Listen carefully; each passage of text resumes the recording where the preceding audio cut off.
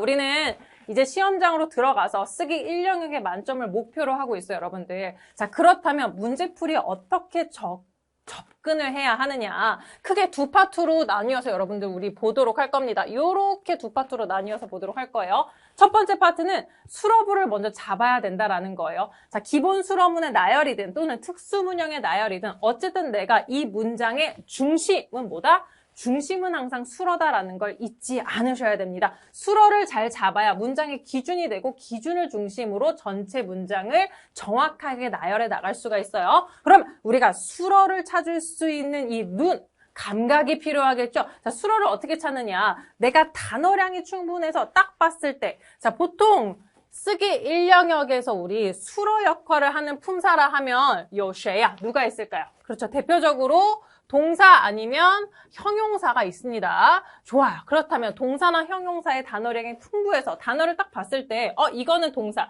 저건 형용사. 그러니까 이게 수러니까 문장 구조가 어떻게 나열이 되고 착착착 정리가 돼서 바로바로 문제풀이가 된다면 再好不过了. 너무나 좋겠죠. 그런데 우리 단어량이 한계가 있을 수 있고 예를 들어서 여러분들 총만이란 단어가 있어요. 총만. 좋아요. 이 총만 무슨 뜻이에요? 충만하다, 가득 차다라는 뜻이거든요. 이 가득 차다라는 한국어 뜻만 딱 봤을 때 여러분 어떻습니까? 이게 가득 차다가 가득 채우다, 채우는 동작이라고 봐야 되는 거야? 아니면 가득 찼다라는 상태로 봐야 되는 거야? 굉장히 헷갈려. 그러다 충만하다니까 뭔가 어떤 감정이 충만한 상태로도 인지가 될 수 있단 말이죠. 그래요. 그래서 중국어는 단순히 뜻으로만 접근해서 보면 품사가 조금 헷갈리는 단어들이 분명히 존재하고 있어요. 근데 총만 같은 경우는 동사 단어입니다, 여러분들. 이 친구는 형용사가 아니에요. 자, 그렇다면 이렇게 단어적인 의미가 명확하지 않은 단어들이 숨어 있을 때 우리는 문장의 결국 중심이 되는 수러를 찾아야 되는데 단어량은 어쨌든 조금 부족하다라는 전제 하에 수러를 찾으려면 누군가의 도움을 받기로 했었죠. 누구의 도움을 받기로 했었나요? 그렇죠. 조사인 러, 저, 꾸의 도움을 받기로 했었어요. 러는 완료나 변화를 상징하는 요소인 거고요. 저는요, 기본적으로 지속을 나타냈던 상징의 조사였었죠. 그리고 꾸어는 그렇죠. 경험을 나타냈어요. 뭐뭐 한 적이 있다. 그래서 꾸어 딱 보면 자주 쓰는 호응 구조가 있었습니다. 한때 무엇 한 적이 있어요 라는 표현을 중국어로 뭐였죠? 정징 동사꾸라고 했었죠. 뭐라고요? 정징 동사꾸. 이러한 문장 형태를 기본적으로 좀 숙지를 하고 있으면 내가 단어를 몰라도 수러를 찾아내는 뭐 그런 힌트를 얻을 수 있는 요소들이었다라는 걸 기억해 주시고 그 다음에 동사나 형용사의 풀은 굉장히 광범위하지만 조동사의 풀은 한정적이죠. 우리가 조동사는 알고 있잖아요. 그러면 조동사는 동사의 앞에서 동사의 뉘앙스를 표현해주는 요소니까 조동사를 알고 있으면 조동사 앞뒤를 통해서 동사 수러를 추론해낼 수 있었다. 이런 것들을 힌트로 꼭 참고하고 가셔야 된다는 걸 여러분들의 머릿속에 기억을 해주시고 그 다음에 하나 더. 자, 단어를 봤는데 쓰기 1영역이든 쓰기 2영역이든 독해 영역이든 다 상관없이 단어의 뜻을 어느 정도 내가 유추해봐야 되는 경우들이 있었어요. 그렇죠? 자, 유추할 때 접근하는 방법은 몇 가지가 있어요? 기본적으로는 보통 두 가지를 이야기를 하죠. 유추하는 방법 중에 첫 번째 뭐였어요? 우선은 발음을 해봐라 라는 거였죠. 유추를 할 때. 단어의 뜻을 유추할 때 우선 발음을 해보라고 많이들 이야기를 하시죠. 발음을 해보라고 이야기하는 이유는 한글에도 한자어들이 많기 때문에 한글 단어와 한자가 발음이 비슷하게 되는 경우가 많아서 발음만 해봐도 대략 어느 정도의 뜻을 가늠할 수 있는 경우도 있지만 발음 자체 하기가 어려울 때가 많아요. 그러면 발음은 어렵고 두 번째 경우는 부수별로 의미를 쪼개보라는 거였죠. 음절별로 쪼개보고 이 글자를 구성하고 있는 부수를 봄으로써 대략 어떤 뜻이 아닐까 유출해야 되지만 사실 이것도 쉽지가 않습니다, 여러분들. 간체짜기 때문에 더 그래요. 그럼 세 번째는 어떻게 해야 되느냐? 자, 여러분 이 방법을 좀 여러분 참고해 주시면 너무너무 좋겠어요. 해당 방법이에요. 자, 글자를 봤어요. 일반적으로 중국어의 단어들은 몇 음절로 구성이 되어 있어요? 일반적으로 중국어의 단어들은 많이 2음절로 구성이 되어 있습니다. 지금 총마안 같은 경우가 1음절이 만나서 2음절로 구성이 된 단어죠. 자, 이 단어를 봤는데 지금 내가 총하고 마안 각각의 뜻을 어느 정도 아는 것도 있고 유추할 수 있는 것도 있을 거예요, 여러분들. 마는 꽉 찬 상태. 총은 뭔가를 채우고 넣는 것이거든요. 자, 그럼 보셨을 때 A는 동작이고요. B는 그에 따른 뭘 나타내고 있어요? 결과를 나타내고 있어요. 그래서 이 동작을 통해서 어떤 결과되었다라는 걸로 이 이음절 단어가 구성이 되어 있는 거예요. 그래서 단어를 봤을 때 앞에 음절이 동작이고 뒤에 음절이 그에 따른 결과다. 그럼 거의 대부분 이 단어는 동사입니다. 여러분들 동사입니다. 그래서 총만도 동사인 거예요. 그래서 글자를 봤을 때 이런 식으로 단어를 좀 유추해 나갈 수 있었다. 그래서 품사를 알면 훨씬 많이 도움이 되고요. 품사를 알았을 때 가장 좋은 점은 문장의 기준이 되는 수러를 파악할 수 있다는 거예요, 여러분들. 좋아요. 그러면 내가 이 키워드를 나열할 때 중심을 뭘로 잡는다고요? 수러로 잡는다고요. 수러. 근데 수러가 될 수 있는 요소가 한 개 이상, 지금 2개까지 내 눈에 보일 때가 있어요. 자, 이때는 고민하셔야 됩니다. 3가지를 고민해야 돼요. 자, 키워드를 봤는데 누가 문장의 첫 번째 동사지, 중심 동사지, 중심 수러지를 알아야 되는데 헷갈려. 자, 이럴 때는 뭘 검토해본다? 요 3가지를 검토해본다. 첫 번째, 가와이 유재준 씨의 여러분들.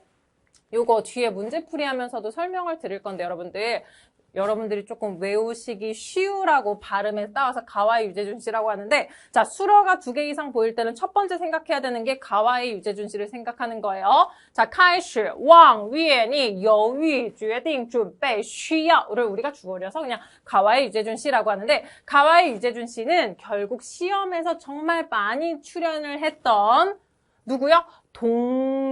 동사구를 목적어로 갖는 동사들이 가와이 유재준 씨예요. 자, 동사구를 목적어로 갖는다. 이게 무슨 뜻입니까? 맞아요. 목적어가 뜯어놓고 봤더니 그 안에 뭐가 들어있는 거예요? 동사가 들어있는 거예요. 자, 그러면 이럴 때는 해당 가와이 유재준 씨 동사들이 1번 동사인 거고 나머지 동사가 어디 안에 들어가 있는 거예요? 목적어로 들어가 있어야 된다라는 거예요. 문제풀이 하면서 한 번 더 살펴보도록 할 거고요. 2번째, 특수문형인지를 봐야 돼요. 연동문인가? 자, 연동문 뭡니까?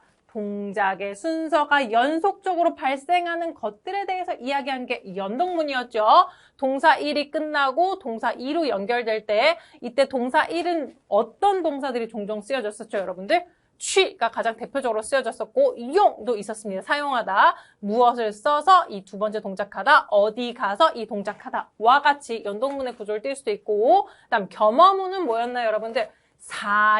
사역동사가 쓰여서, 자, 사역동사라고 하면 머리가 아프니까 좀 더 쉬운 말로 바꿔볼까요? 누구에게 무엇을 하게 하다, 누구에게 무엇을 시키다 와 같은 동사들이 있었죠. 请劝派让许教帮要求, 우리 강의에서 했었는데 혹시 모르시는 분들은 请 그다음 劝派许教让要求, 요 동사들은 기억을 하고 계셔야지 되겠어요, 여러분들.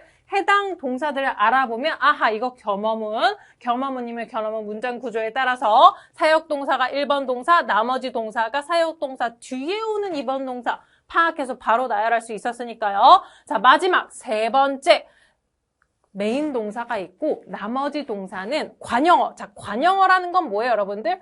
앞에서 뒤로 누구 꾸며주는 말인 거죠? 명사 꾸며주는 말. 이때 앞에서 뒤로 명사 꾸며줄 때 혼자 꾸며주나요? 아니죠. 누구랑 같이 꾸며주죠? 그렇지. 흰백자 더랑 같이 꾸며주죠. 그러면 흰백장 더랑 같이 이렇게 꾸며주는 관형어 안에 누가 들어가 있다라는 거예요?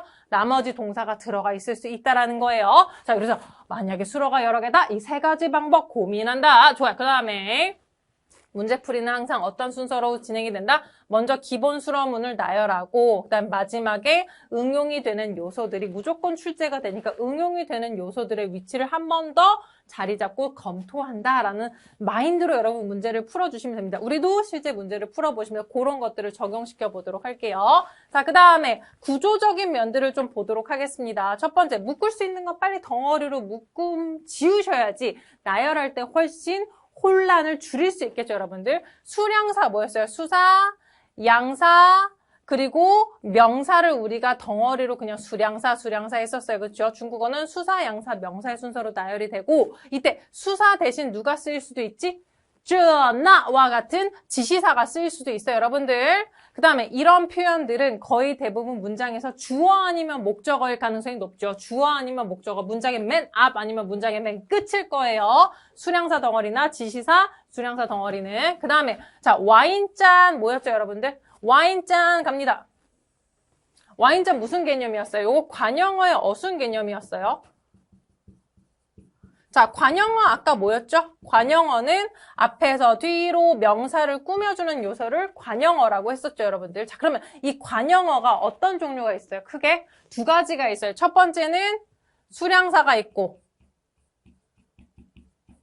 그 다음에 두 번째는 흰백자 더와 함께 명사를 꾸며주는 요소들이 있었어요. 근데 이게 각각 하나씩 와서 각각이 명사를 꾸며주면 상관이 없는데 만약 이 두 가지 경우가 함께 출현을 하게 되면 누가 먼저 오고 누가 뒤에 와야 되는 거예요? 이걸 고민할 때 우리 뭘 생각하자 그랬어요? 와인잔 생각하자 그랬어요. 자, 이 앞에 지금 책상 앞에요, 여러분들. 와인잔이 하나 놓여져 있다라고 생각을 해봅시다. 멀리서 보세요. 그러면 멀리서 봤을 때 와인잔에 뭔가가 들어있구나는 알 수 있어요. 그러면 첫 번째, 내 뇌리에 가장 먼저 파악이 되는 정보는 뭐예요? 와인잔이 하나 있네. 오케이. 와인잔이 한 개 있구나라는 게 먼저 정보 파악이 되죠. 근데 이 한 잔 안에 들어있는 내용물이 뭔지가 궁금해. 그럼 다가가서 와인잔을 맡아보든 내가 마셔보든 눈으로 보든 어쨌든 확인을 통해서 안에 있는 내용물이 실제로 포도주, 와인이었구나라는 걸 확인할 수가 있어요. 자, 중국어는 표의 문자, 그렇죠. 문자로 되어 있는 글자체계이기 때문에 기본적으로 이 단어들이 나열이 될 때 먼저 확인이 되는, 시각적으로 가장 먼저 인지화되는 것을 먼저 나열을 하고 그 다음에 구체적인 정보들을 나열함으로써 문장을 구성한단 말이에요, 여러분들. 자, 그럼 그 내용을 그대로 이 와인잔 규칙에 적용을 시켜봐서 관형어가 만약에 수량사도 있고 흰백자 더도 있고 모두 다 명사를 꾸며주고 있는데 누구를 먼저 할 것인가 생각을 해보면 우선적으로 인지되는 정보 순서부터 가자는 거예요. 수사, 양사, 그리고 구체적인 꾸며주는 말, 명사. 마치 한 잔의 포도주가 든 컵으로 표현을 하는 것과 같이 나열이 되는 거예요. 물론 순서가 강조하는 것에 따라서 이게 아무래도 수식어고 꾸며주는 말이다 보니까 관형어가 명사 앞에 오고 수량사가 뒤에 오는 경우도 간혹 있지만 기본적인 틀은 이러하다라는 거예요, 여러분들. 그래서 와인잔 규칙 기억해 주시고 그 다음에 마지막 요, 저, 시 보이는데 이거 다 뭐죠, 여러분들? 동사수로들이죠. 저 빼고요. 저 빼고 요랑 실은 이 친구는 정말 기본적인 동사들인데 자, 요하고 실 그리고 저가 보였을 때 빨리 눈알을 돌려서 나머지 키워드를 보시고 혹시 키워드 중에 장소 성격의 단어들이 있다 또는 이 단어들 중에 방위사가 포함이 되어 있다. 그렇다면 자, 해당 요저, 실이 구성하는 문장은 어떤 문장이다? 오케이, 존현문이다 였어요, 여러분들. 자, 존현문이라는 건 뭘 나타내니까? 존재, 출현, 사라짐을 나타내는 문장을 존현문이라고 표현을 했었고 특히 요, 시, 그리고 저로 표현이 되는 것들은 존재 상태를 나타내는 거예요. 자, 그렇다면 존재 상태를 나타내는 문장의 구조는 어떻게 되어 있었어요? 존재 상태를 나타내는 문장의 구조는 큰 배경 내용이 뭐예요? 장소죠. 그 다음에요. 이 장소에 존재한다라는 동사를 나타내는 거죠. 요나 실, 저가 오겠죠. 그 다음에 뒤에 존재하는 사물이라든가 존재하는 대상, 구체적인 정보 내용이 오는 거예요. 기본적으로 이와 같은 특징을 띠고 있는 게 요하고 실, 그리고 동사 저가 쓰여진 존현문의 형태였었다. 근데 한 가지 같이 정리해 둘 것은 요자 존현문은 대상 가운데 여러분 불특정 대상이 온다라고 했어요. 중국어에서 말하는 불특정 대상은 뭐예요? 수량사가 쓰여진 거죠. 포도주 이래버리면 특정 대상이 되는 거예요. 근데 한 잔의 포도주 이래버리면 그냥 불특정 대상으로 간주한다라고 했었죠. 그래서 여러분 자 보시면 만약에 요자가 쓰였다 그럼 이때 사물 대상 자리에는 불특정 대상 내용이 오게 되고 여기서 말하는 불특정이란 수량사의 수식을 받은 형태를 나타냅니다. 그에 반해서 실자로 쓰여진 존현문 같은 경우는 자 실이라는 글자가 갖고 있는 이미지가 어때요? 명확하게 하나를 콕 집은 이미지죠. 그렇기 때문에 뒤에는 특정 대상이 자리를 하게 됩니다. 이게 가장 큰 차이점이죠. 그러면 자, 이 말씀을 드린 이유는 뭐예요? 요나 실 또는 저를 봤는데 내가 누나를 돌려봤더니 나머지 키워드에 장소명사라든가 방위사가 보여. 아하, 이거 조년문인데 그때 봤을 때 수량사가 있으면 어디에 가야 되는구나. 또는 구체적으로 흰백자 더의 꾸밈을 받은 명사가 있으면 어디 가야 되는구나가 바로 머리에 정리가 되면 훨씬 빠르게 풀어낼 수가 있고 해석하지 않아도 풀 수 있을 정도로 가능하다라는 거예요. 자, 그 다음 주어랑 목적어를 내가 모르겠어요. 수어로 기준은 잡았어. 근데 주어랑 목적어 누군지 단어를 몰라서 모르겠어요. 이럴 때는 글자 남은 개수를 보세요. 2개 미만이다. 그럴 때는 거의 대부분 그냥 주어입니다. 왜냐면 주어가 없으면 목적어가 있을 수가 없어요. 자, 쓰기 1영역은 아주 짤막한 하나의 문장을 단어 나열을 통해서 완성하라는 문제예요, 여러분들. 그렇기 때문에 앞뒤 배경 설명 이런 거 없고 하나의 문장으로서 이미 글이 완성이 돼야 되기 때문에 기본적으로는 목적어는 없어도 주제어는 필요합니다. 그러므로 여러분들 주어랑 목적어 모르겠는데 수어 기준은 찾았고 단어 수가 이제 2개 미만이다. 그런데 누가 목적어까지 해야 될지 모르겠다. 그러면 거의 대부분 목적어는 없을 거예요. 주어가 비었을 테니까 주어 자리에 놓으시면 물론 5대5긴 하지만 거의 대부분 맞을 겁니다, 여러분들. 맞을 거예요. 자, 그 다음에 마지막 내용 보도록 할게요. 특수문형 키워드는 알아차리셔야 돼요. 특수문형 키워드는 여러 차례 문제를 풀어보시고 특수문형 구조에서 출제가 되는 내용이 정해져 있어요. 기본적으로 특수문형이 뭔지를 알아야 되고 특수문형의 문장 구조만 알고 있으면 거기서 출제되는 포인트들은 거의 일맥상통해요, 여러분들. 그러니까 만약에 혹시라도 내가 지금 5급 시험을 바로 봐야 되는데 특수문형에 대한 정리가 안 되겠다? 그러면 이건 여러분 그냥 점수를 날리는 거예요. 자, 그러므로 여러분들 혹시 그런 분이 계시다면 이 강의를 보시기 전에 이론편에 가셔서 특수문형에 대한 강의가 2편 정도만 보시면 되니까 그 2편만 보시고 나서 해당 강의를 이용하시도록 여러분들께 꼭 말씀을 드리고 싶고 차근차근 진도를 다 밟아 오신 분들은 이 강의에서 같이 특수문형까지도 정리를 해보시면 되겠습니다. 자, 좋아요. 모든 내용은 다 끝이 났고요. 자, 여러분 9번은 어떻게 풀어야 될까요? 자, 문장의 중심이 되는 수어는 누구예요? 자, 这篇 아닐 거고요. 继续 계속해서 이어서라는 부사어기 때문에 아닐 거고요. 자, 还 무슨 뜻입니까? 여러분 앞으로 쓰기 영역이라든가 독해 영역에서 还를 보면 기본적으로 4가지 해석을 떠올려보고 적용시켜 보시면 됩니다.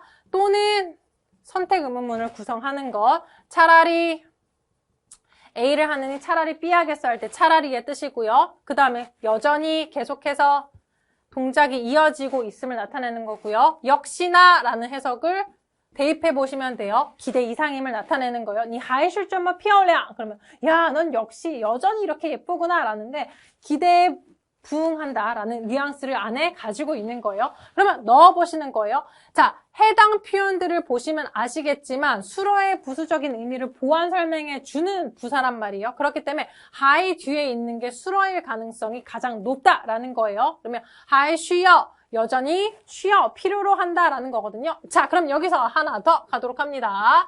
사실은 쉬어를 보고 이미 알아챘어야 된다. 뭘 알아챘어야 된다? 가와이 유재준 쉬를 알아채셨어야 된다. 자, 开始往위에犹豫决定准备需要 한 번 더요. 시작하다 开始있다. 원하다 위에니 우물쭈물하다 犹豫 결정하다 决定 준비하다 准备 마지막 필요로 하다 需要 해당 표현들은 뒤에 목적어로 동사구를 수반한대요. 자, 그러면 동사구가 어디에 들어가 있다라는 거예요? 목적어에 들어가 있다라는 거예요. 좋아요. 자, 그렇다면 해당 표현들이 보이면 이 표현들이 몇 번째 동사라는 거예요? 문장에서 1번 동사라는 거예요. 그럼 나머지 동사는 목적어에 들어가는 2번째 동사가 된다라는 거예요. 그럼 1번 동사 먼저 나열하고요. 还需要 여전히 필요로 한다. 얘가 1번 동사, 메인 동사, 기준 동사. 그럼 나머지 동사는 얘는 부사어니까 아닐 거고 쩌가 꾸미고 있으니까 이건 명사일 거고 쉬우가이가 나머지 2번째 동사. 그러면 그 뒤에 나열하는 거예요. 쉬우가이 무엇 하는 게 필요하대요? 수정하고 고치는 게 필요하대요. 자, 글자들 소거하고 놨더니 어때요? 2개 남았는데 이 문장에 목적어야 주어야 모르겠어. 그렇죠? 이럴 때는 어디다 둔다고요? 주어 자리에 놓는다고요. 그러면 这篇论文 주어 자리에 두는 거예요. 자, 这篇论文还需要 무엇 할 필요가 있어요? 계속해서 수정할 필요가 있어요. 자, 继续는 계속해서 이어서 이 동작하다라는 걸 나타내요. 继续는요, 본래 계속해서 이어서라는 뜻을 나타내기는 하는데 이게 중간에 중단이 된 거예요, 여러분들. 그래서 중간에 중단이 되었다가 A라는 동작이 다시 어떠한 의도라든가 의지에 의해서 연결이 되어서 끝까지 완성이 되는 의미를 나타낼 때 继续를 세요. 그래서 포기하지 말고 잠깐 쉬었다 가더라도 계속해봐 라는 표현을 할 때 继续加油吧라는 표현을 쓰는 거예요, 여러분들. 우리도 继续 하도록 할 거예요. 자, 그렇기 때문에 继续 그럴 때 쓰이는 거고요. 보시면 아시겠지만 이미 첫 번째 동사 앞에 부사어가 붙어 있어요. 두 번째 동사는 실질적으로 동사 바로 앞에 위치해서 해당 동사를 계속하다라는 의미를 나타내야 되기 때문에 두 번째 동사 앞에 갈 수밖에 없는 거죠. 자, 还需要继续修改 계속해서 수정할 필요가 있습니다라는 문제였어요. 这篇论文还需要继续修改需要继续修改이 표현 자체를 덩어리로 입에 익혀주시면 좋겠다.